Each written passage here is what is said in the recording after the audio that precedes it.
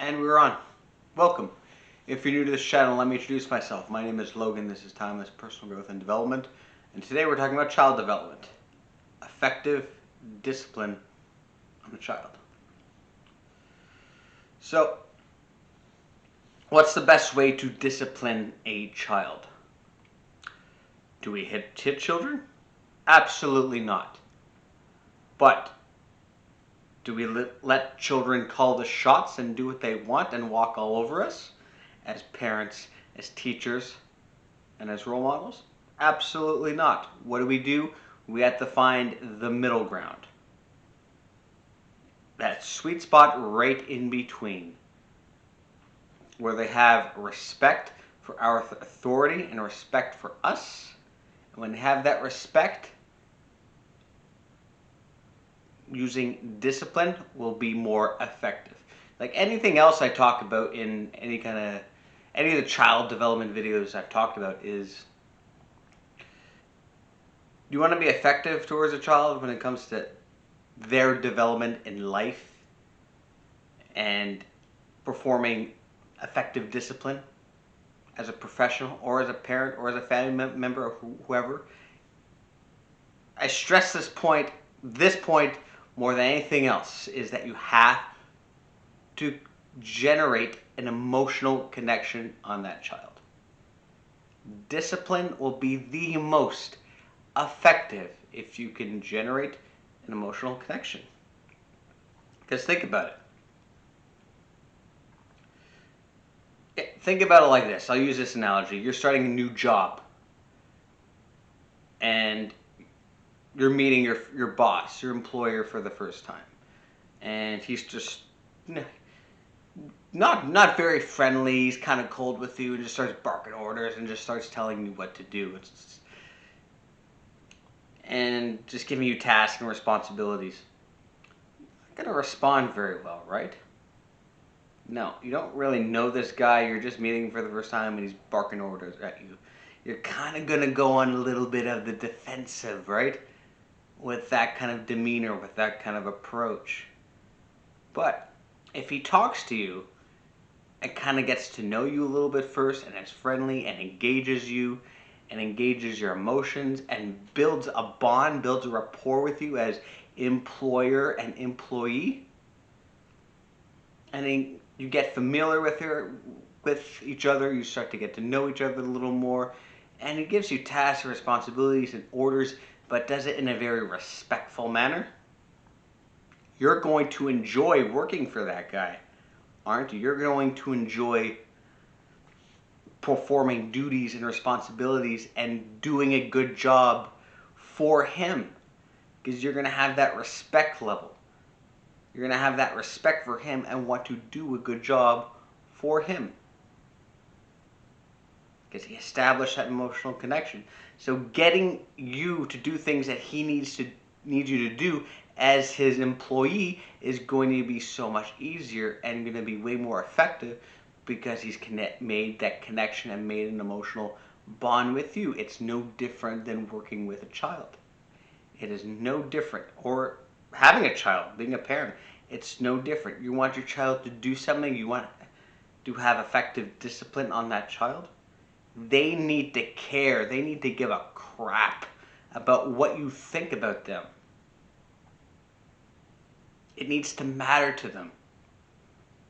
A child coming home at the end of the day and handing in a report card to mom and dad. And you have two reactions to that report card. Let's say, for example, it's not a very good report card. The child didn't perform very well.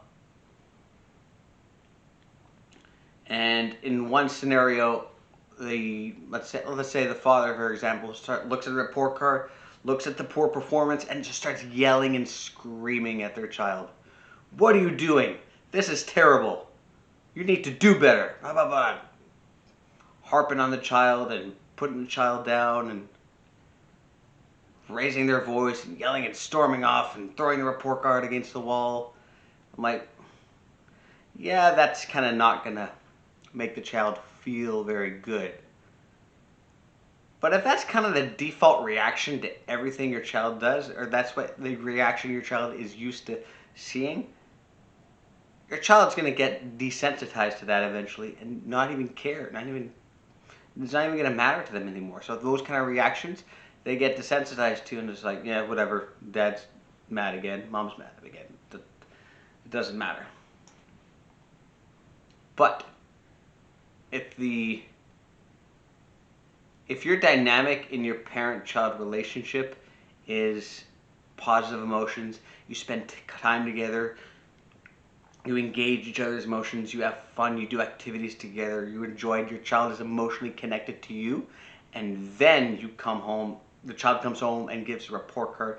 Parent looks at the report card, the poor performance report card, looks at the report card and goes, well, I'm pretty disappointed, but we'll do better next time. We're going to work at that. That's going to be so much more effective. That's going to hit that child so much more. Saying the words, I am disappointed in you. Because if they care about your validation and your acceptance, that's going to destroy them inside. And they're going to want to work hard and do a good job for you because they respect your opinion and your validation as their parent. They care because you created that emotional bond. So it's going to mean something to them. So any kind of discipline you give to them after that in the future is going to be so much more effective. And you're not even going to have to do anything. And a lot of parents, a lot of teachers do this. It's about raising their voice. If you have a strong bond with your child, you don't need to raise your voice. You can talk in a very slow, very calm, very articulate tone of voice, and they'll get the message way, way better. People listen to you when you're calm and you're quiet, and especially when you're talking to the kids, you get down on one knee and talk to them at eye level. Where you're not standing above them, but you're looking at them at eye level, and you're talking to them in a calm, assertive tone. They're more likely to listen to you, because if you're just yelling and screaming, they're not listening to the words, they're not processing what you're actually saying. They're just hearing the screaming. They're just hearing the volume of your voice. That's it. That's all they're hearing. The discipline's going to be way more effective, and they're going to be listening to your words when you talk in a calm voice, and it's going to be more effective. I'll give you one more scenario. Child's in the supermarket with mom, and like looking at everything. Mom, I want this. Mom, I want that. No, we can't have that. We got to go. We got to go home. We got to get home now. It's time for dinner. Starts yelling and screaming and makes a scene. All the other customers, all the other people are looking and staring, and you're so embarrassed, and you're getting down like, calm down. No, we got to get home. You're saying no, and they just keep screaming and screaming and screaming and screaming. What do? Do you give in and buy your child that thing that they wanted to get them to stop screaming? Sure, you can, and they'll stop screaming in that moment, but that's not good for the long-term basis of your relationship with your child, because they know, well, to get what I want from mommy, all I have to do is throw a fit, and that's it. And you've given to that fit, you enable that behavior, there's no respect level. Nothing. And discipline's going to be way less effective because there's less respect. So if a child does do that and is screaming and making a fit in the grocery store and asking for all these toys, and your words aren't having any effect because they're screaming and they're not going blah blah blah blah blah, like not even listening to what you're saying, and everybody's watching, what do? Well, good things everybody's watching, and you have witnesses. You drop everything you're doing, you grab your child, or straighten them, bring him to the car. Nobody's gonna complain that, oh, you hurt your child. You got witnesses there. You got so many witnesses. They saw what you do. You don't tug their arm. You gently but firmly wrap your arms around their shoulders, squeeze them together, lift them up, carry them at the store, and take them home. And let them have their fit at home. And once they've calmed down, because they're not going to be able to listen to you effectively, they're not going to listen to your words until they've calmed down and their emotions have decreased. You tell them the consequences they're about to face for throwing that scene that they threw in the grocery store, because that, and remind them that kind of behavior is not acceptable. That if you have to restrain them and physically take them out of the store, they'll do that. And remind them, if they want to get their way, they don't get to yell and scream. The more they yell and scream, they're not going to get anything. They need to earn what they want. Always. And that way, you're maintaining respect as a parent. You're maintaining respect as the adult, as the authority figure. So any kind of future discipline that you have to invoke is going to be much more effective. Because they know what they can get away with and what they can't get away with from you. And the discipline is going to be way more effective. And you need to remain calm. If you need to scream and yell and raise your voice and you lose emotional control for your child to get the message, then you're not really in control of the situation.